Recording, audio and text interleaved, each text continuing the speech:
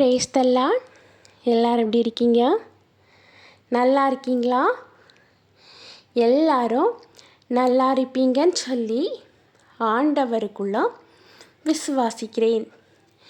இன்றைய காலை வேளையில் எல்லாருக்கும் என் அன்பின் வாழ்த்துக்கள். குறிப்பாக பிறந்த நாள், திருமண நாள் காணுகிற ஒவ்வொருவருக்கும் என் அன்பின் வாழ்த்துக்கள். இன்னைக்கு சிந்தித்து தியானிப்பதற்காக எடுத்து கொள்ளப்பட்ட வேத வார்த்தை, உனக்கு எட்டாத காரியம் உன் வாழ்வில் நடக்க போகிறது. பிரியமானவர்களே, உங்கள் வாழ்க்கையில் உங்களுக்கு எட்டாத காரியம் நடக்க போகிறது. இப்போ நம்ம பைபிளில் எரேமியா 33 அதிகாரம் 3 எடுத்து நம்ம படிக்கும்போது, என்னை நோக்கி கூப்பிடு, அப்பொழுது நான் உனக்கு உத்தரவு கொடுத்து நீ அறியாததும் உனக்கு எட்டாததுமான பெரிய காரியங்களை உனக்கு அறிவிப்பேன். பாருங்க, நீ அறியாததும் உனக்கு எட்டாததுமான பெரிய காரியங்களை உனக்கு நான் அறிவிப்பேன்.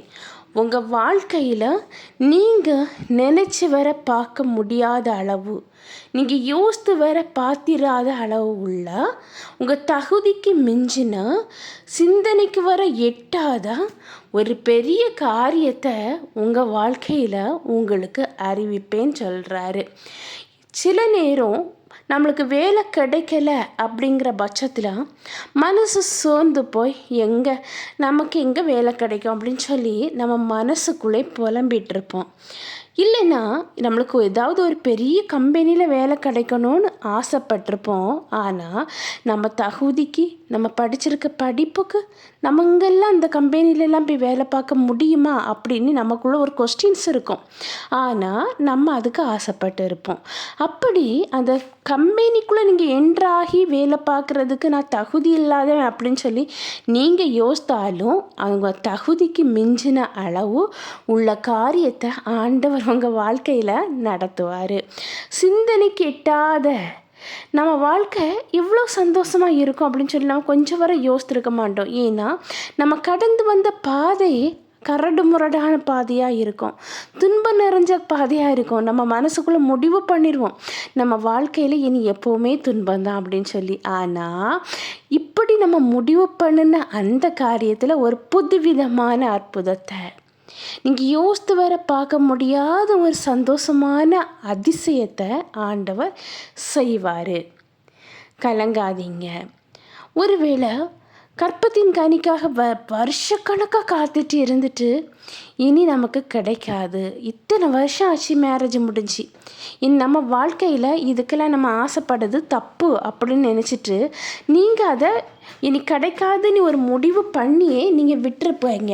இனி நமக்கு கிடைக்காது அப்படின்னு சொல்லி முடிவு பண்ணியே வச்சுருப்பீங்க.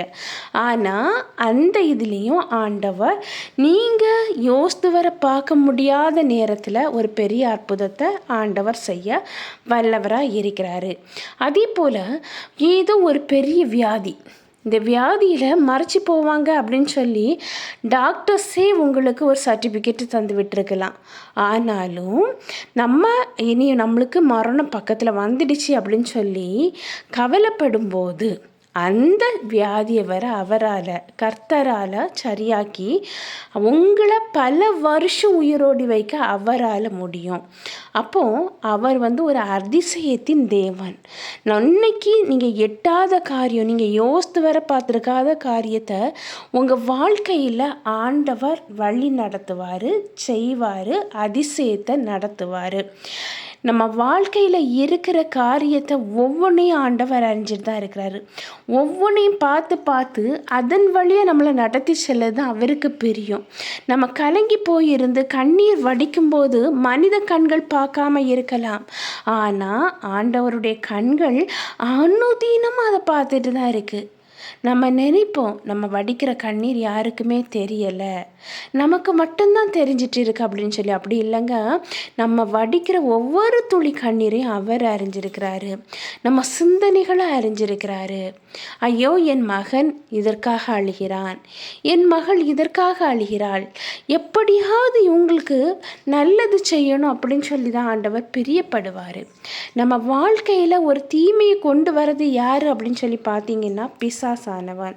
இந்த பிசாசு நம்ம வாழ்க்கையில் தீயதே கொண்டு வந்து தீமையே வச்சு தீயதே நடத்தி நம்ம கண்ணீர் வடிக்க வைக்கிறதுக்கு, ஆண்டவருடைய பிள்ளைகள் அழ வைக்கிறதுக்கு பிசாசு பயங்கரமாக யுத்தம் பண்ணுவான். ஆனால் அந்த யுத்தம் நம்ம மேலே பாயாத அளவு, நம்ம கண்ணீர் சிந்தாத அளவு ஒவ்வொரு முறையும் நமக்காக கல்வாரி சிலுவையில் ரத்தத்தை சிந்தின ஆண்டவர் நம்ம கூட இருந்து அதில் ஒவ்வொரு காரியத்திலையும் நம்மளை தப்பு வச்சு இன்றைக்கும் அவருடைய பிள்ளையாக நம்மளை வழி நடத்திட்டு வாராரு. வறண்டு போய் துவண்டு போய் இருக்கிறவங்க இருதயத்தில், கவலை நிறைஞ்சவங்க இருதயத்தில், சந்தோஷம் நம்ம வாழ்க்கையில் வராதுன்னு சொல்லி முடிவெடுத்த உங்கள் இருதயத்தில் ஒரு பெரிய சமாதானத்தை தந்து உங்கள் வாழ்க்கையில் உங்களுக்கே எட்டாத ஒரு பெரிய காரியத்தை இன்றைய நாளில் ஆண்டவர் செய்ய போகிறாரு. அதுக்கு அப்பா, நீங்கள் எங்கள் வாழ்க்கைக்குள்ளே வாங்கப்பா, எங்கள் வாழ்க்கையில் எங்களுக்கு எட்டாத பெரிய காரியத்தை செய்வேன்னு சொல்லியிருக்கீங்க ஆண்டவரே. என் வாழ்க்கையை பெரிய ஆசீர்வாதமான வாழ்க்கையாக மாற்றுங்க, உங்கள் கரத்தில் எங்களை நாங்கள் ஒப்படைக்கிறோம் அப்படின்னு சொல்லி ஒரு சின்ன ப்ரேயர் பண்ணலாமா? அன்பின் பரலோக தந்தையே, அப்பா, இந்த அருமையான வேலைக்காக நன்றி ஆண்டவரே. எத்தனை பேருக்கோ கிடைக்காத நல்ல ஒரு தருணத்தை எங்களுக்கு தந்தீங்கப்பா, அதற்காக நன்றி ஆண்டவரே. அப்பா, இமைப்பொழுதும் எங்களை கைவிடாதபடிக்கு எங்கள் கூடவே இருந்து எங்களை வழிநடத்தி செல்வதற்காக நன்றி அப்பா. அப்பா, எத்தனையோ தேவைகள் வாழ்க்கையில் இருக்கிறது ஆண்டவரே. அந்த தேவைகளை எல்லாம் அறிந்த தேவனாய் நீங்கள் இருக்கிறபடினால உங்களுக்கு நன்றி அப்பா.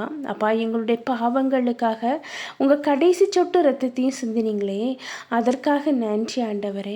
அப்பா, பிசாசின் கிரியைகள் எங்கள்கிட்ட வந்து அணுகாத அளவு ஒவ்வொரு நாளும் எங்களை பாதுகாத்து வழிநடத்தி சென்று கொண்டிருப்பதற்காக நன்றி ஆண்டவரே. இப்பொழுதும் ஆண்டவரே, என்னோடு கூட சேர்ந்து ஜெபிக்கிற ஒவ்வொருவரையும் அப்பா நீங்கள் கண்ணோக்கி பார்க்க வேண்டும் என்று ஜெபிக்கிறேன் ராஜா. வாழ்க்கையில் எத்தனையோ போராட்டங்கள், எத்தனையோ கண்ணீர் நிறைந்த பாதைகள், அவமானங்கள் நிறைந்த பாதைகள் அப்பா நாங்கள் கடந்து வர அப்பா நீங்கள் கிருபை பாராட்டினீங்கப்பா, அதற்காக நன்றி ஆண்டவரே. அப்பா, எங்கள் வாழ்க்கையில் எங்களுக்கு எட்டாத பெரிய காரியத்தை நடத்துவேன்னு சொல்லியிருக்கீங்கப்பா. எங்கள் வாழ்க்கை துவண்டு போய் வறண்டு போய் வறட்சி நிறைஞ்சதா அப்பா, வறுமையில் இருக்கிறது நீங்கள் அறிவிங்க ஆண்டவரே. கண்ணீரோட கடன் பிரச்சனையோடு அப்பா இருக்கிற ஒவ்வொரு மக்களையும் அப்பா நீங்கள் காண்கிற தேவனாக இருக்கிறபடினால, அவங்க கண்ணீரின் காரணத்தை நீங்கள் அறிஞ்சிருக்கிறதுனால அப்பா அந்த காரியத்தில் ஒரு பெரிய அற்புதத்தை செய்ய வேண்டும் என்று ஜெபிக்கிற ஆண்டவரே.